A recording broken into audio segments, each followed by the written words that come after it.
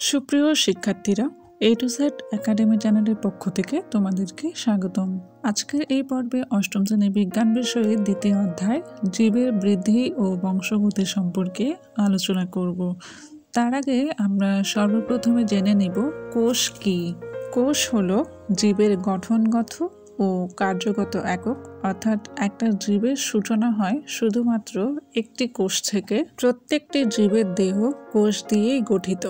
এক কোষে যে গ্রীবগুলো আছে সেগুলো কোষ বিভাজনের মাধ্যমে একটা থেকে দুটা কোষ, দুটা থেকে চারটা কোষে বিভক্ত হয় এবং এভাবেই বংশবৃদ্ধি করে। আর বহুকোষী জীবের দেহকোষের সংখ্যা বৃদ্ধি হয়ে জীবদেহের সামগ্রিক বৃদ্ধি ঘটে থাকে। বহুকোষী জীবের জীবন শুরু হয় একটা মাত্র কোষ থেকে, আর সেটা অবশ্য ডিম্বাণু নিষিক্ত হওয়ার পর।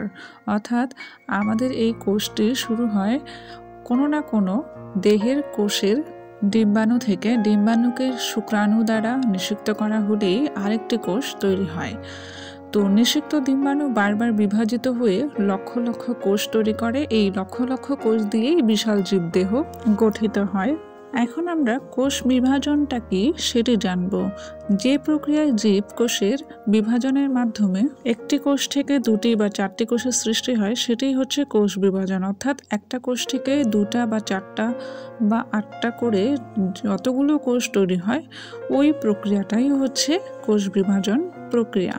কোষ বিভাজনের ফলে নতুন করে যে কোষ সৃষ্টি হয় সেটিকে বলা হয় অপত্য কোষ বা কন্যা কোষ, যেটাকে ইংলিশে বলে ডটার সেল।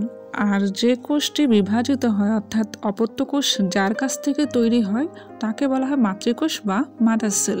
এরপর আমরা জানবো কোষ বিভাজন কয় প্রকার। কোষ বিভাজন হচ্ছে তিন ধরনের। এক হচ্ছে অ্যামাইটোসিস কোষ বিভাজন, দুই মাইটোসিস কোষ বিভাজন, তিন মিওসিস কোষ বিভাজন। এখন আমরা অ্যামাইটোসিস কোষ বিভাজন সম্পর্কে জানব। যে কোষ বিভাজনে মাতৃকোষের নিউক্লিয়াস ও সাইটোপ্লাজম সরাসরি বিভক্ত হয় এবং দুটি অপত্য কোষ তৈরি করে সেটিকেই বলা হয় অ্যামাইটোসিস কোষ বিভাজন। যেহেতু অ্যামাইটোসিস কোষ বিভাজনে সরাসরি নিউক্লিয়াস ও সাইটোপ্লাজম বিভক্ত হয় তাই এর আরেকটি নাম হচ্ছে প্রত্যক্ষ কোষ বিভাজন।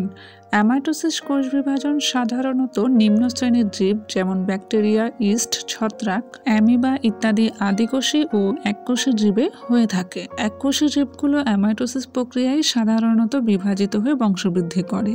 তো এই ধরনের বিভাজনে নিউক্লিয়াসে প্রথমে ডাম্বেল আকারে হয় এবং প্রায় মাঝ বরাবর সংকুচিত হয়। আমরা এই অংশটুকু ছবির মাধ্যমে দেখে নেব।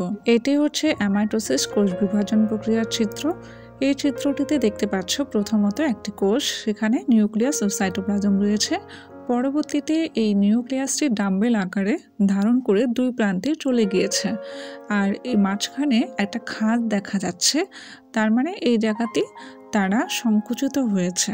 এরপর দেখো কি বলেছে, পরবর্তীতে মাঝের অংশটুকু বিচ্ছিন্ন হয়ে দুটি অপত্য নিউক্লিয়াসে পরিণত হয়। তাহলে চলো সেটিও ছবির মাধ্যমে দেখে নেই। তো এখানে আমরা দেখতে পাচ্ছি সংকুচিত অংশটুকু পুরোপুরি বিচ্ছিন্ন হয়ে দুটি নতুন কোষ তৈরি করেছে, আর এখানে আলাদা আলাদা করে নিউক্লিয়াস ও সাইটোপ্লাজম রয়েছে। আমরা যে সময় নিউক্লিয়াসটি বিভাজিত হতে দেখেছি ঠিক একই সময় সাইটোপ্লাজমও মাঝ বরাবর সংকুচিত হয়ে দুটি কোষে পরিণত হয়, আর এভাবেই একটি কোষ হতে সরাসরি বিভাজন হয়ে দুটি অপত্য কোষ তৈরি হয়। এই ছিল আজকের পর্ব। পরবর্তী ভিডিওগুলো পেতে আমাদের চ্যানেলটি সাবস্ক্রাইব করুন। ধন্যবাদ।